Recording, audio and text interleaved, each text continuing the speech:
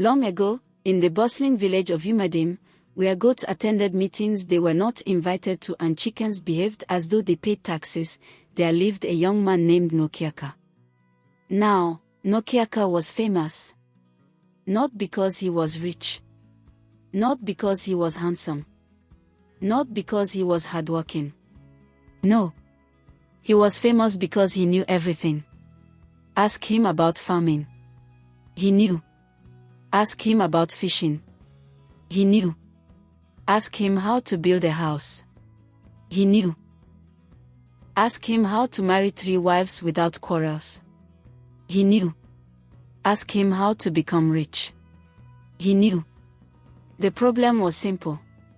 Nwokeocha never did anything. He was like a library that never lent out books. Every morning, he sat beneath a giant udala tree in the village square and gave free lectures.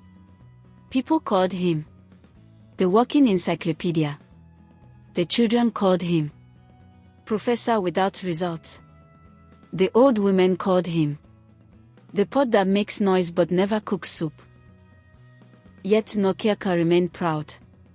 Knowledge is power, he would shout.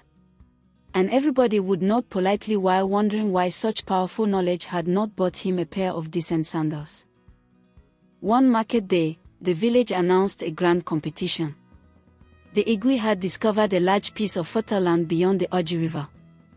Whoever could make the best use of it within 1 year would receive 10 bags of cowries, 50 goats, and a title. The entire village became excited. Farmers sharpened their hoes. Hunters prepared. Traders gathered capital.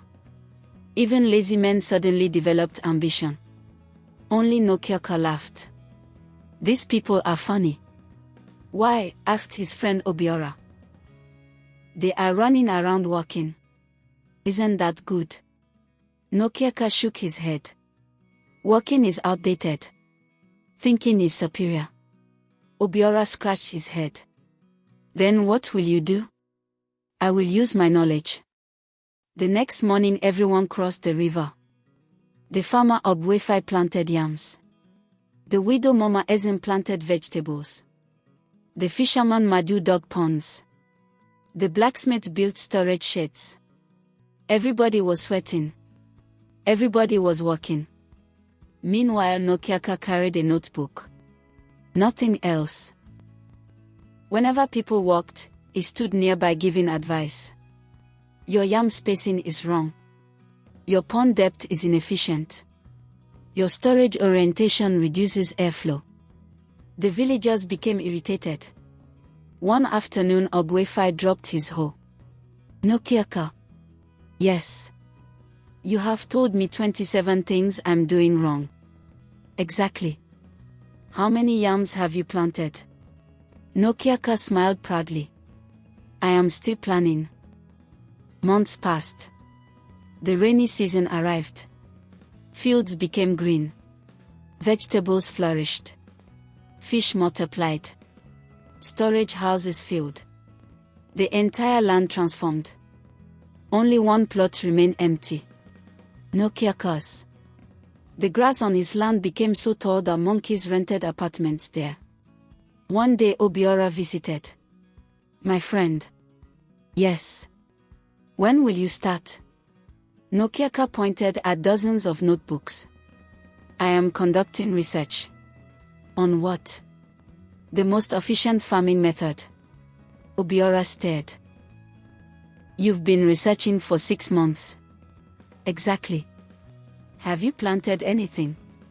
No. Then what will you harvest? Nwokeocha smiled. Results. Obiora nearly fainted.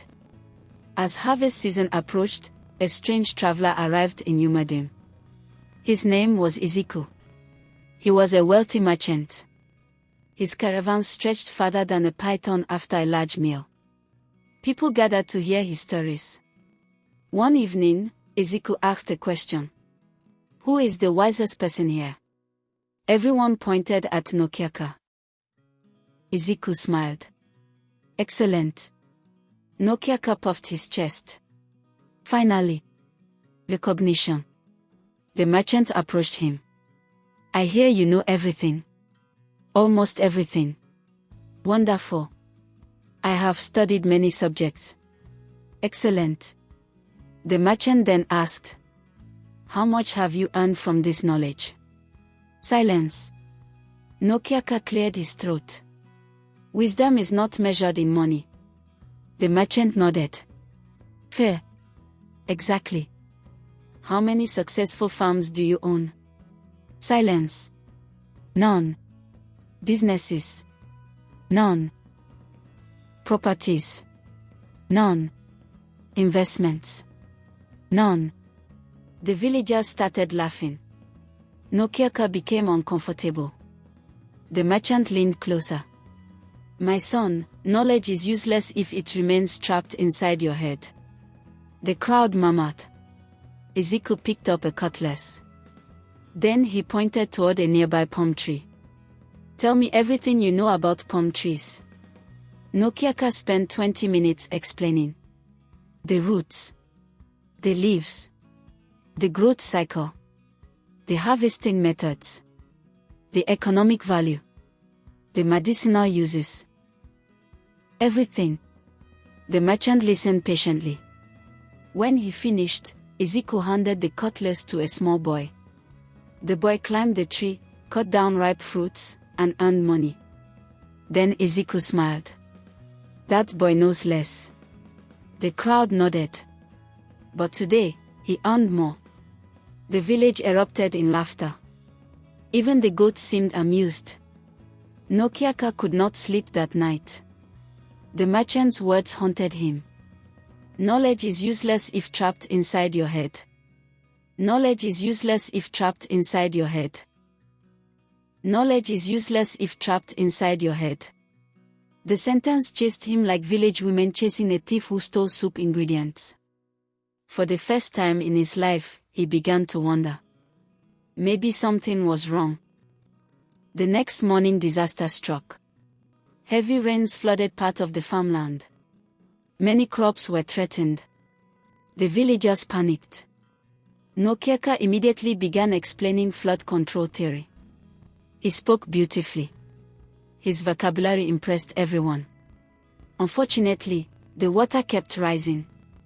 Then Mama Ezin shouted, "Stop talking and start digging." The villagers grabbed shovels. They built channels. They redirected water. They worked tirelessly. Within hours, the farms were saved. Everyone was exhausted. Everyone was muddy. Everyone was successful. Nwokeocha's speech, however, had saved absolutely nothing. For the first time, he felt ashamed. That evening he visited Ezekiel. "Elder." "Yes. I think I understand." "Understand what?" "Knowledge alone is not power." The merchant smiled. "Go on." "It becomes power only when used." The merchant nodded. "Closer." Nwokeocha continued. "If knowledge remains in the head, it is merely information." The merchant smiled wider. "Closer." "If knowledge solves problems, creates value, and helps people, then it becomes leverage." Ezekiel stood up. "Exactly." The old merchant drew 2 circles in the sand. "This circle is knowledge." Then he drew another. "This circle is action." The circles did not touch. Many people stop here. Then he connected them. Leverage happens here. Nwokeocha watched carefully. The merchant continued. A lever allows a small force to move a huge stone. Yes. Knowledge works the same way. How? If you know farming and farm, you gain harvest. If you know trading and trade, you gain profit. If you know leadership and lead, people follow. If you know opportunities and seize them, wealth comes. But if you only know, the merchant erased everything. Nothing happens. The next day the entire village nearly fainted. Nwokeocha was working. Actually working. Sweating. Digging. Planting. Building. The news spread faster than gossip. Women abandoned cooking to watch. Children climbed trees. Men placed bets. One old man whispered, "I never thought I would witness this before death." For months Nwokeocha worked. Whenever he learned something, he applied it. Whenever he discovered a better method, he implemented it. Whenever problems appeared, he solved them. Slowly his empty land transformed. Vegetables grew. Fish ponds expanded. Palm seedlings multiplied. Storage sheds appeared. Income started flowing. For the first time in his life, his knowledge left his mouth and entered reality. 1 year later the competition ended. The Egui arrived with his council. The villagers displayed their achievements. The judges inspected everything. When the final results were announced, nobody expected what happened. First place went to Mama Ezin, the hardworking widow. The crowd cheered. Second place went to Obwefai. More cheering. Third place went to Nwokeocha. The crowd exploded. Not because he won. Because he had finally changed. The Egui called him forward. "My son." "Yes, Your Majesty. A year ago you knew everything." The crowd laughed. The Egui continued. "But you achieved nothing." "True. Today you know more." "Yes. And now your knowledge feeds families." "Yes. It creates jobs." "Yes. It solves problems." "Yes." The Egui smiled. "Now your knowledge has weight." Years later Nwokeocha became one of the wealthiest men in Umadem. Young people traveled from distant villages to learn from him. Whenever they asked the secret of success, he would lift an old hoe and say, "This is my teacher." The youths would laugh. "How?" He would smile. "Because he taught me what books could not." "What lesson?" Then Nwokeocha would tell them, "A man who knows where fish live but never throws a net remains hungry. A woman who knows how to trade but never opens a shop remains poor. A student who knows every answer but never writes the examination fails. A villager who knows where treasure is buried but never digs remains broke." Then he would conclude, "Knowledge is not power." The youths would respond, "What is it then?" And he would thunder loudly, "Knowledge is leverage." The entire village would echo, "Knowledge is leverage." Even the goats learned the slogan. Though unfortunately, they still refuse to pay taxes. Moral lessons. 1. Knowledge without action produces nothing. 2. Information becomes valuable only when applied. 3. Hard work multiplies the value of knowledge. 4. Planning forever is another form of laziness. 5. Solving problems creates opportunities. 6. Success comes from execution, not merely intelligence. 7. Learning is important, but implementation is what changes lives. 8. The person who acts on good knowledge will often outperform the person who merely talks about it. 9. Knowledge becomes leverage when it creates value for others. 10. A small action is worth more than 1,000 brilliant ideas left unused. Remember, a lever moves a heavy rock not because it is powerful by itself, but because it is used. In the same way, knowledge changes lives only when it is applied. Knowledge is not power until it becomes leverage.